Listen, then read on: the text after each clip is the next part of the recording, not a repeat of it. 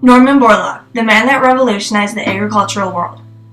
In reaction to tough agricultural conditions in Mexico in 1944, and for decades after, Norman Borlaug reformed the way that farmers grew their crops by creating a crossbreed of multiple kinds of wheat. Borlaug continued to revolutionize the way people in other countries grew their food, spreading his practice around the world, especially in Pakistan and India. The Green Revolution and its founder helped save lives, feed millions, and his practices are continued today. You've got to make things happen. Mexico was a country that couldn't support itself at all because of its inability to grow wheat. It had to reach out to other countries just to get food supplies. The people were dying of starvation and the number of hungry people were increasing rapidly.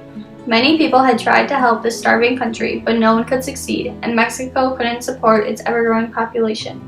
As the populations were growing, people were becoming more and more worried that the entire world would suffer from the shortage of food.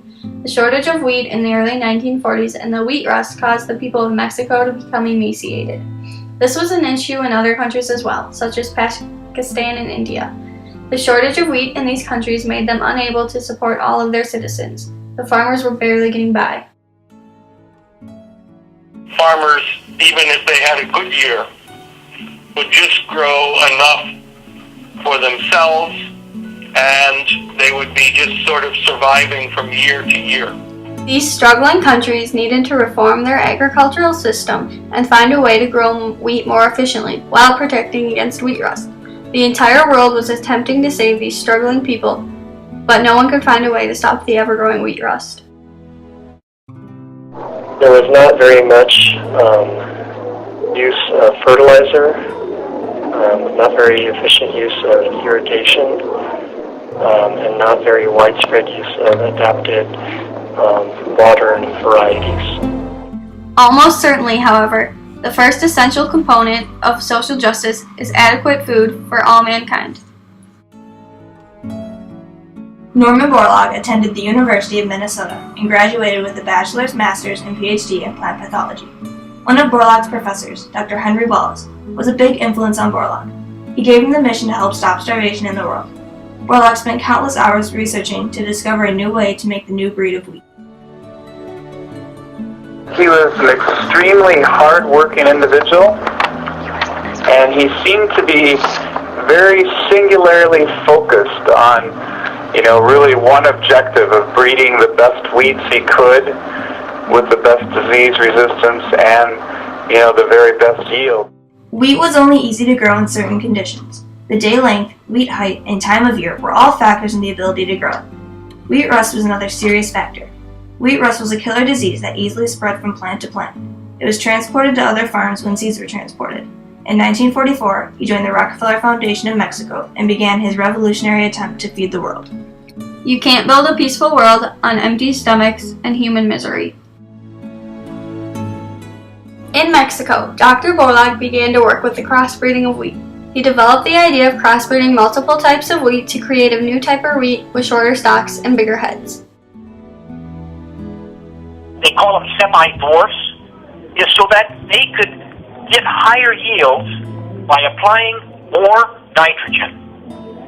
And the plants that have all this nitrogen, or access to nitrogen, will grow faster and they wouldn't fall over. Now, earlier varieties of wheat were much taller, and if you gave them large amounts of nitrogen, the seed heads would get large and the plants would fall over. They would lodge. Well, these semi-dwarfs were much stronger, and they could utilize the nitrogen, the large amounts of nitrogen, to produce huge seed heads. The new wheat was 3 times more productive than the previous wheat used in Mexico. Dr. Borlaug needed to create wheat that not only had a high percentage of productivity, but could also stand the day length and a major wheat killer, wheat rust. Wheat rust was killing wheat all across the world. Dr. Borlaug's new wheat needed to resist against the wheat rust. His new wheat fought off the rust and can grow in many circumstances. By 1945, a country that once relied on other countries to feed themselves was finally self-sufficient. So after 13 years of struggle, Mexico became self-sufficient in wheat production. Dr. Borlaug also created a revolutionary shuttle breeding program. where instead of one growing season per year, he could have two. This program produced wheat twice as fast and helped Mexico feed itself. He was planting in the fall there, and then he would harvest in the spring, and then he would bring that seed down to central Mexico and then plant in May and then get another season. So he was able to get 2 seasons, or reduce in half the time it normally takes to get a good variety. This new wheat revolutionized the way that people in Mexico received their food. His success was so great that by 1963, Mexico was a major wheat exporter. He was in Mexico until 1963, when he went to work in Pakistan, where he hoped to help them like he helped Mexico. Dr. Borlaug taught the farmers in Pakistan how to grow and harvest this new wheat. He was even more successful than in Mexico. His results were faster and created more wheat than ever. He then went on to become the director of the International Center of Maize and Wheat Improvement. He worked hours with his company trying to help more and more people in every country. With his work, Dr. Borlaug reformed and revolutionized the way that people in starving countries got the food that they are eating today. I am not one to sit idly by and see man breed himself into a corner by increasing his numbers faster than food production is being increased. And if I have anything to contribute to this world, when I know that our scientific facts are right and we have materials that can be brought together in a meaningful production program, I'm going to play that card and play it hard. Food is a moral right of all who are born into this world. Dr. Borlaug, from 1964 to 1969, doubled the amount of wheat in India. He raised the amount of wheat in Mexico from 11 million tons to over 56 million tons. He changed the lives of so many people. Kids were taller than their older siblings just from getting enough food. In 42 years, Borlaug's new wheat created a 150% increase in the world's grain output. At one point, he was credited with 23% of the world's calories. Some say he was credited for saving 1 billion people.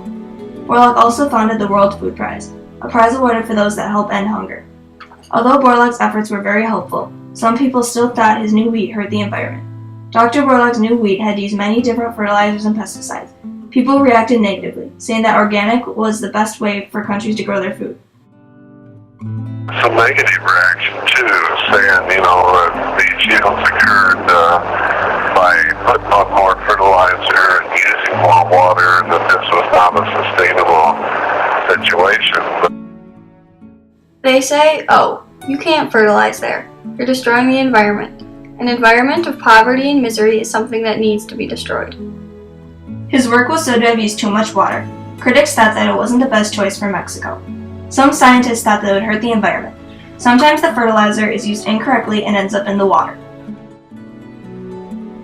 1970s, 1980s, then they started noticing problems with over-fertilization, nitrates in the water, so it contaminated the water system.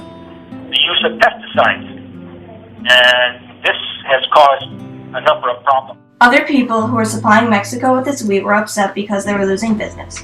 Borlaug's wheat was cheaper and grew much better than the others. But even with people reacting negatively to its creation, over the past 50 years, the world's wheat production has grown from 300 to a staggering 600 metric tons. He won a Nobel Peace Prize in 1970 for his work in the struggling countries. He also received many humanitarian awards. His techniques started a revolution, with people starting to do the same things he did with other products like rice and corn. Because of Borlaug's amazing efforts, wheat is now the second most grown crop in the world today. The destiny of world civilization depends upon providing a decent standard of living for all mankind.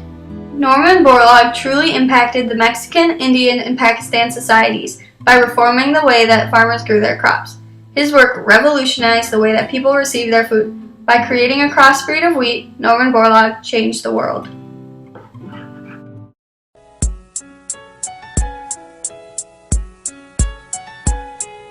I don't know what you've been told by farming the food in the days of old, but listen up and take this to the bank. If there's food in your tummy, then you better thank N-O-R to the M-A-N, Norman Borlaug. Thank you, man. Straight out of Iowa, Norman came, then traveled the world, saw suffering and pain.